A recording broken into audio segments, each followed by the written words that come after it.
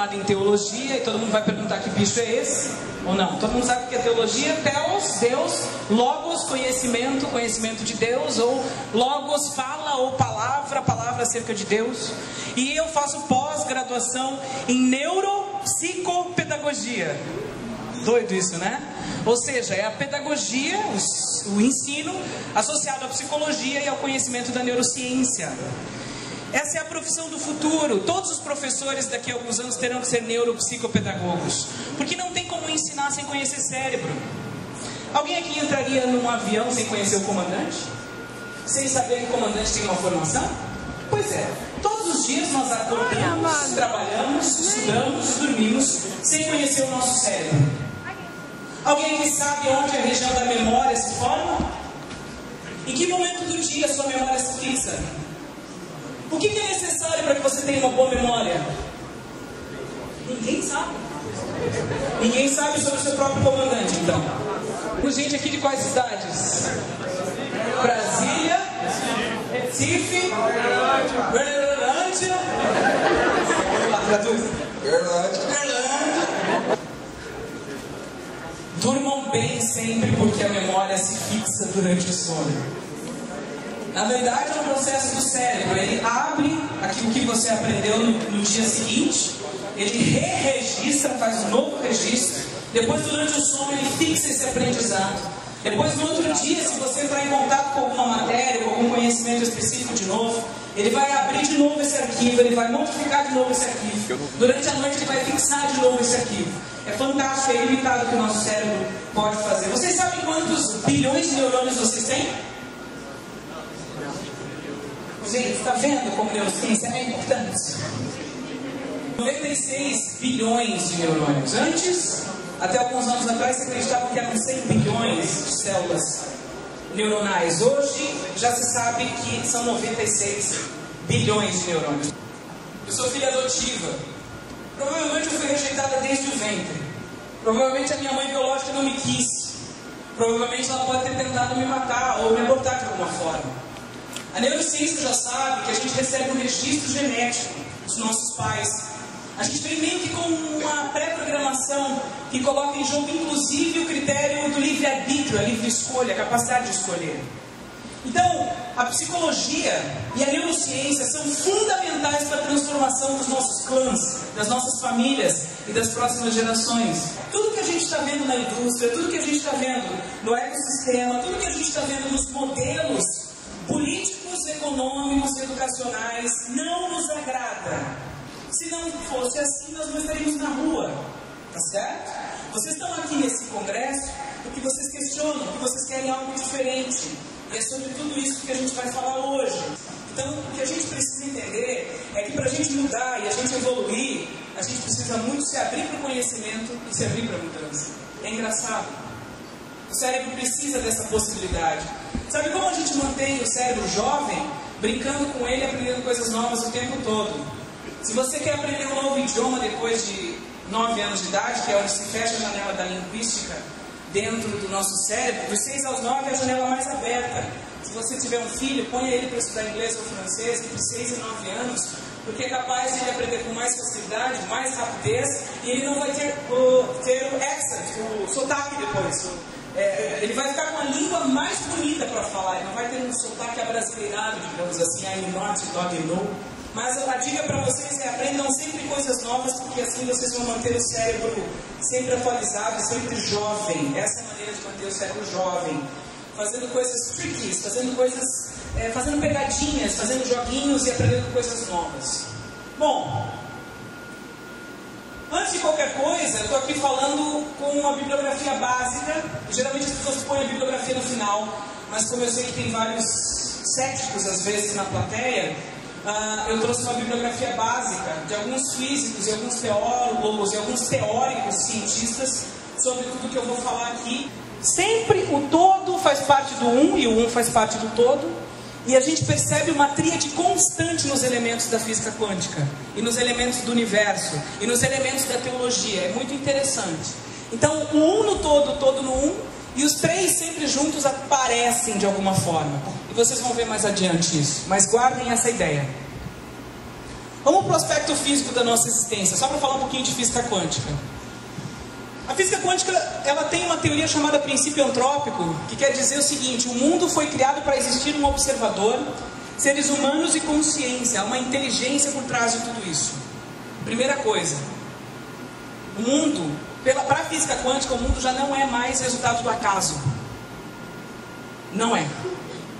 Porque ele só existe como ele é, feito do jeito que ele é, com as partículas que ele tem, e com as partes que a gente ainda não conhece, que são misteriosas, como a própria força escura, que eles chamam, ou energia escura, enfim, que a gente vai ver mais adiante. A gente conhece e desconhece, é porque existe um motivo para existir, não é fruto do acaso. Eu fiz jornalismo também, e dentro do jornalismo eu estudei uma cadeira de filosofia da ciência, que fala exatamente sobre isso, de como a própria ciência se sobrepõe e se redescobre, né? A gente tinha os antibióticos de primeira geração.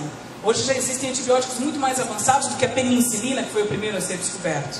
Hoje a gente toma azitromicina, né, que já é uma evolução, já é um antibiótico mais avançado do que a própria amoxicilina, né? Quem já teve amidalite está entendendo mais ou menos o que eu estou falando, né, gente? O mundo que vemos contém apenas 4% de partículas detectáveis, o restante é invisível. E conhecemos apenas 1% da realidade visível, os outros 99% do universo é invisível, mas existe. Então, na verdade, muito do que é invisível existe, e eu posso sentir ou ver a reação daquilo de alguma forma, mas eu não vejo. É como o vento, eu sinto, mas eu não vejo. E é mais ou menos disso que a física quântica trata. Daquilo que é mistério ainda no universo. E por que espiritualidade, física quântica e liderança? Porque está na hora de a gente largar a mão de achar que sabe tudo e todas as verdades a respeito de tudo, porque a própria física já tem as suas dúvidas. Só que eu entendo também o problema da espiritualidade, porque ela foi muito prostituída e idiotizada. Eu entendo esse processo. Foi emburrecido o processo. Tem muitas religiões que falam coisas que a gente fica de cabelo em pé mesmo, horrorizado, porque não tem lógica nenhuma.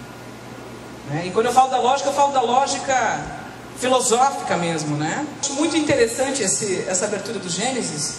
Eu estou usando o Gênesis como uma referência metafórica, não porque necessariamente eu acredite em absolutamente tudo que está escrito na Bíblia, apesar de eu acreditar.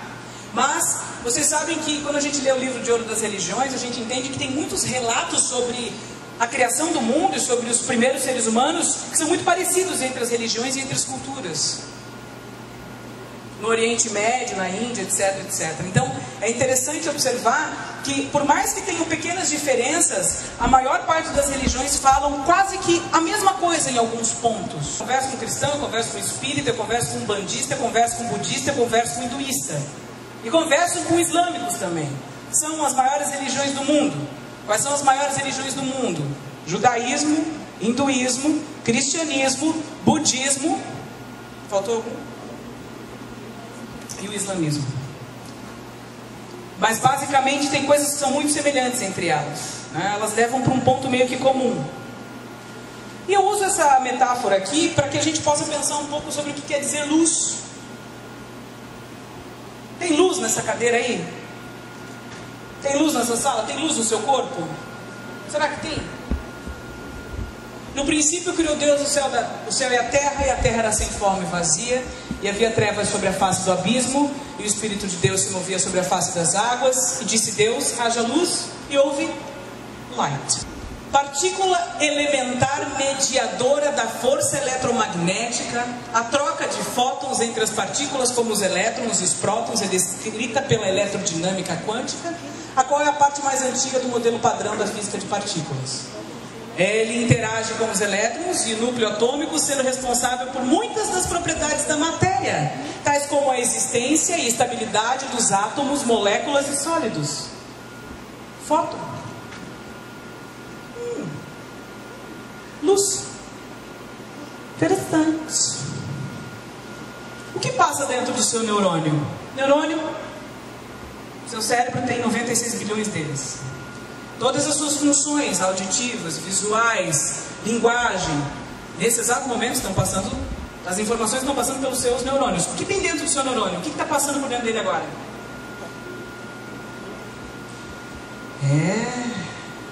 Eu acho que tem que criar uma cadeira de neurociência dentro da faculdade de engenharia, gente. Por que eu acho que tem que criar uma cadeira de neurociência dentro da faculdade de engenharia? O que é o motor de um carro?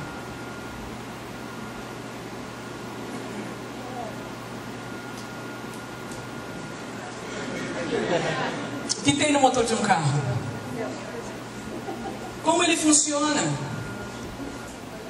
Eletricidade, certo?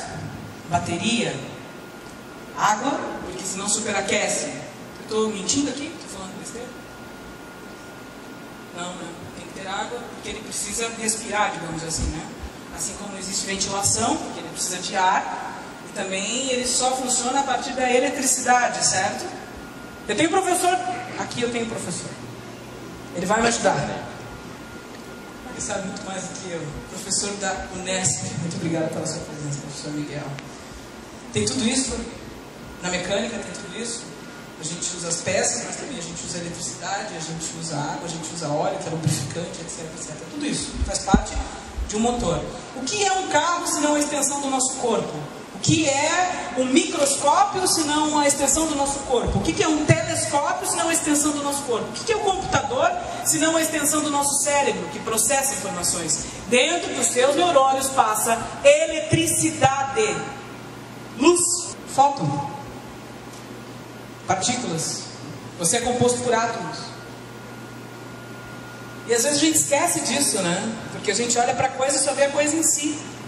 A gente não entende a constituição dela.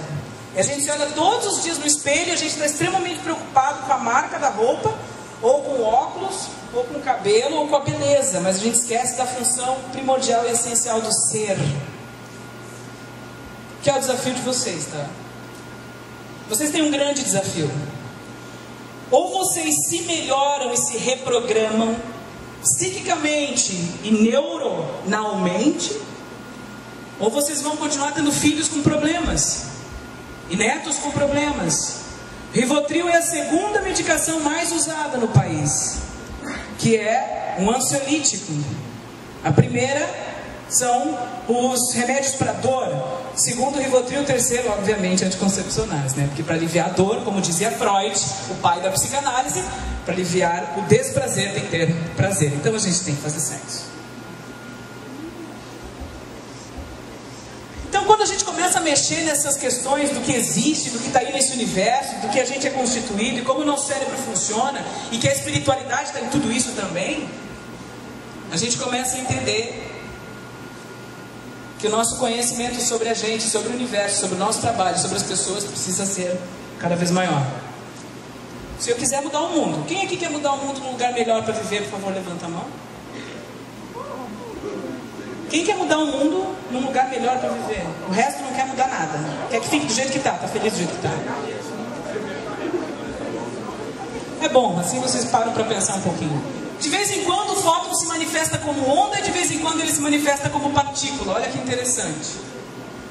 A diferença é que a partícula é composta por matéria e uma onda é uma perturbação periódica, regular, que transporta apenas energia. Então olha como o fóton é interessante, como ele se comporta na natureza. E aí a gente tem várias partículas que se manifestam, né?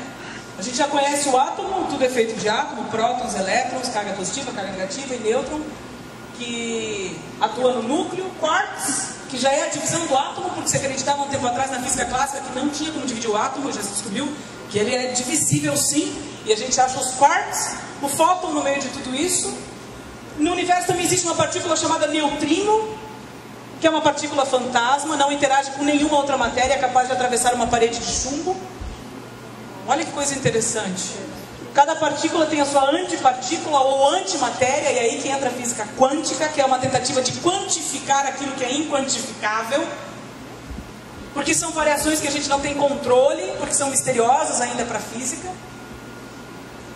Cada partícula tem a sua antipartícula ou antimatéria, possui a mesma massa, mas com carga elétrica contrária. A antipartícula do elétron é o pósitron, como inimigas mortais. Se uma entra em contato com a outra, elas se aniquilam e tudo se transforma em fóton, luz.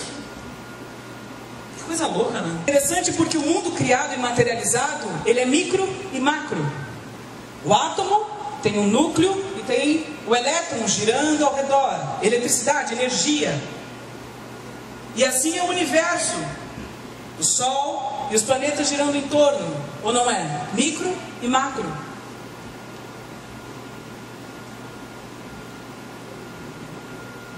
Olha que interessante, partículas e antipartículas existem em mundos opostos e separados, e os cientistas não sabem explicar o porquê desse fenômeno, interagindo nesse mesmo momento. E aí os físicos sempre se perguntam, por que as coisas são compostas por uma tríade? Pai, Filho, Espírito Santo. Corpo, alma, espírito. Próton, elétron, nêutron. E aí eu vejo o apóstolo Paulo falando em 3 céus. Eu fui até o 3º céu. Ou ele diz que alguém foi ao 3º céu. Teoricamente pode ter sido ele. Essas partículas inexplicáveis, como o neutrino, por exemplo, partícula fantasma, parecem ser algo supérfluo no universo físico, sem nenhuma função na estruturação e sustentação da realidade fenomênica, como se elas fossem um resíduo de algum processo físico que ocorreu ou ocorre em regiões longínquas, ou nos primórdios do universo. Ou seja, é como se algo estivesse acontecendo em outra dimensão, e de alguma forma essa informação chega por essas partículas aqui nessa dimensão. Então há uma comunicação entre essas dimensões. Como é que você poderia, por exemplo, explicar a ressurreição de Cristo? Se ela aconteceu, eu acredito que sim, tem gente que acredita que não. Como é que você acredita nos fenômenos espirituais da meditação, no contato que as pessoas fazem com o divino? Daqui a pouquinho a gente vai ver a parte neurológica. Um livro da minha bibliografia é A Religião do Cérebro, do Dr. Raul Marinho Júnior, que é um neurocirurgião brasileiro, um dos maiores do Brasil. E aqui ele fala claramente que o cérebro tem sim a capacidade de se conectar a Deus. É como se tivesse uma antena, ou a uma divindade, ou a espiritualidade, o que quer que a gente chame o nome disso. Então, gente, veja que o diálogo aqui, a fala, não é uma fala teológica, pastoral, de catequese. Irmãos, aleluia. Deus é amor. Porque está todo mundo careca de saber. O problema não é saber que Deus é amor. O problema é saber onde é que está esse amor. Onde ele se manifesta. Onde ele se materializa. Como eu vou me utilizar dele? Como eu vou aplicá-lo? Que é isso que vocês ainda não sabem direito. Vocês estão se encontrando. E muitos de nós não querem a referência parental, porque a referência parental fala uma coisa, mas faz outra, é diferente. Vai falando a mãe, daí vai lá e tá a mãe. Chega o teocentrismo. Depois veio o renascentismo, e daí veio o iluminismo, e depois veio vários movimentos questionando o que era anterior, que é o que nós continuamos fazendo até hoje. Nós estamos questionando os modelos. Quem aqui não questiona pai e mãe? Então, para resumir, o universo está como está por causa da força eletromagnética, força de interação forte, força de interação fraca e força da gravidade. É por causa dessa força que está tudo de pé, funcionando, girando, equilibrado, a Terra inclinada exatamente como está. Se mudar 1 grau, ferrou tudo. Ferrou tudo. O Raul Marinho Júnior descobriu, através de vários pesquisadores, algumas experiências que foram feitas com ondas eletromagnéticas no cérebro. O que eles pegaram? Eles tentaram isolar essa experiência de quem faz meditação e de quem tem experiência de sentir a presença de algo divino, de sentir um ser presente.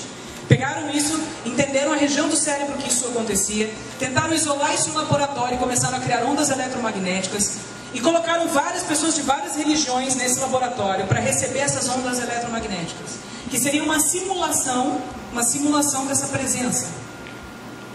E inclusive ateístas foram testados. E 80% das pessoas testadas disseram que sentiram uma presença. Quem aqui já orou ou meditou, pode ser de qualquer religião, não importa, e sentiu que transcendeu, ou sentiu que se fundiu com o universo, ou sentiu que estava conectado a alguém ou ao universo, ou sentiu uma presença? Levanta a mão. Eu já milhões de vezes. Ó, todo mundo aí já teve alguma experiência, tá vendo? Quantas vezes vocês viram um pôr do sol ou um nascer do sol e se emocionaram? Ou uma planta, ou o mar, ou qualquer outro fenômeno da natureza? Quem já se emocionou olhando? Eu também, milhões de vezes. É isso que o cérebro gera em nós. Porque ele tem uma antena, ele recebe esse sinal, essa frequência. Vocês sabiam que a física quântica descobriu que ao redor da Terra existe uma coisa chamada ruído de fundo? Parecido com aquele do rádio. quando o rádio está dessintonizado, fora de sintonia.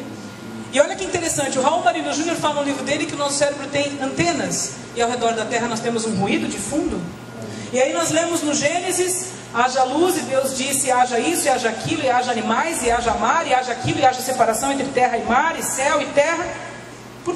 Por que a fala é tão importante nesse contexto de narração da poética do Gênesis? Porque frequência. A voz é o quê? É uma prega vocal emitindo, através do oxigênio, uma frequência. Quando a gente estuda a teoria do Espírito Santo dentro da teologia, é chamada de pneumatologia. Pneuma, ar, espírito. Não se vê, mas se sente. Então as partículas do ar entram na minha prega vocal e geram uma frequência, o Espírito gera uma frequência, e Deus criou através da voz dele, vibrou a voz dele como ondas, e ele foi movendo o universo. Então Deus é energia, é como se fosse uma frequência. Que engraçado, a Bíblia diz que Deus é uma luz inacessível. E tudo é composto de luz, então Deus está em tudo? São perguntas que a gente vai começando a deixar para vocês, baseando na neurociência, na física quântica e na filosofia. Platão fundou a dialética. E vocês sabem qual é a dialética platônica? O cara ficava olhando os fenômenos da natureza, ficava olhando o universo e as coisas ao redor dele e pensando, existe um mundo ideal, o mundo das ideias, o mundo em que tudo é absoluto e perfeito. Ele está falando de uma dimensão. E existe o mundo sensível, que é o mundo da matéria, o mundo onde as coisas se materializam. E esses dois mundos se dialogam, é daí que vem dialética, diálogo, duas dimensões. Então quando a gente começa a estudar filosofia, psicologia, o próprio Freud, muitas vezes quando ele falava em psique, ele usava um termo que não era exatamente psique, não era alma, não era espírito, mas era algo in between, era algo entre isso.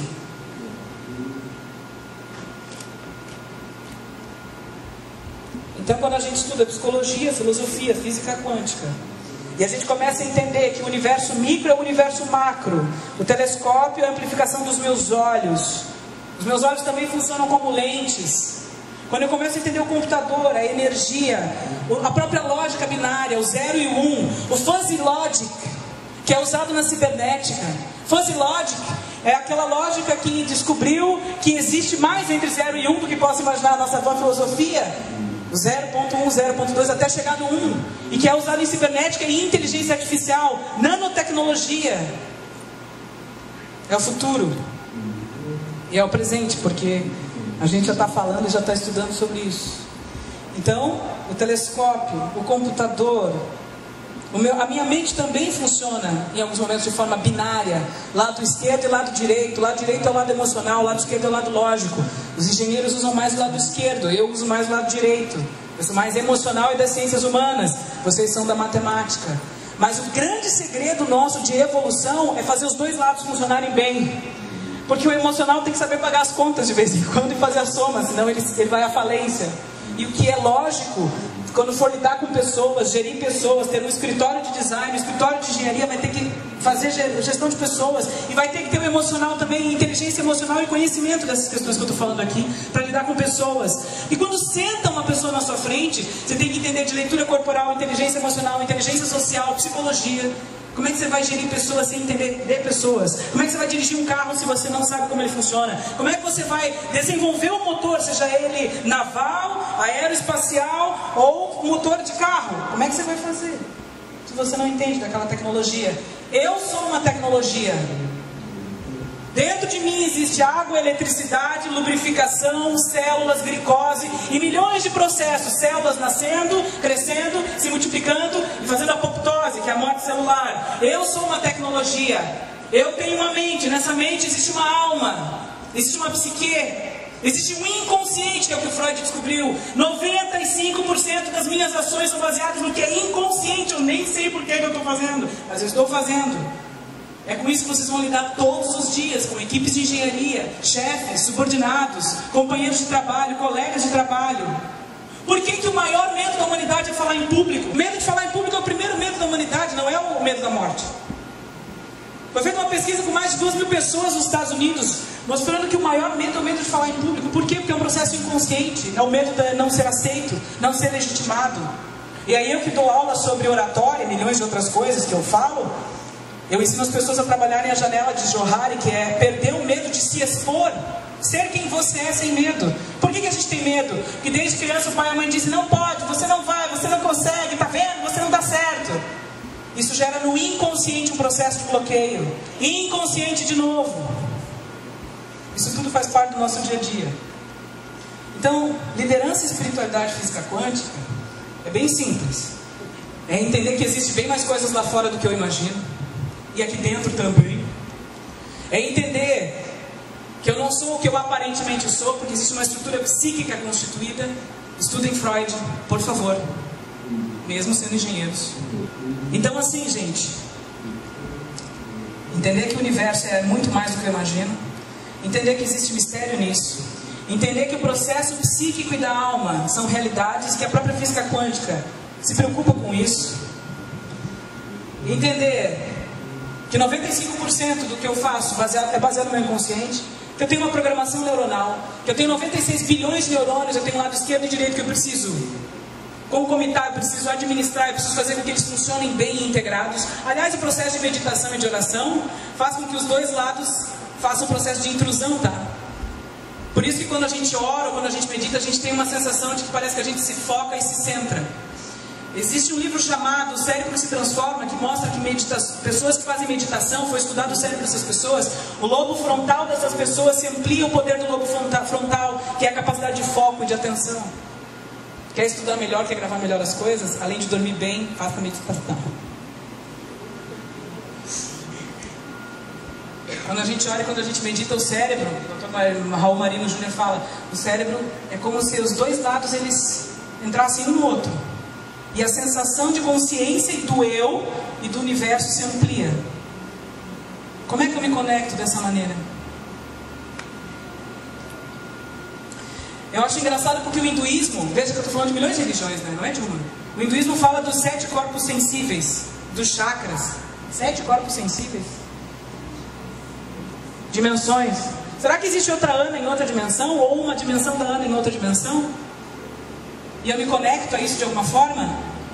Miguel Nicoleles, neurocientista brasileiro, vai apresentar um projeto robótica na Copa do Mundo. Ele fez eu li uma entrevista dele na HSM Management, uma revista de gestão, falando que algumas nuances da neurociência já estão descobrindo que quando nós dormimos, o cérebro pode se contatar ao futuro. Então existe muito mais coisas entre o céu e a terra do que possa imaginar a nossa vã filosofia. Basicamente essa é a mensagem que fica. E comecem a conhecer seu cérebro, tá? Se você ficar hipoglicêmico, você toma más decisões. Não vá numa reunião sem comer. Não apresente trabalho sem comer. Não vá para aula sem comer. Porque o cérebro se alimenta da glicose do seu corpo através das células glia que fazem isso. Ok? Muito obrigada. O pessoal tem que ir embora. Eu vou abrir para perguntas, se eu conseguir responder, né? E aí vocês fiquem à vontade para conversar, perguntar sobre mim, sobre o tema, sobre qualquer coisa. Muito obrigada, gente.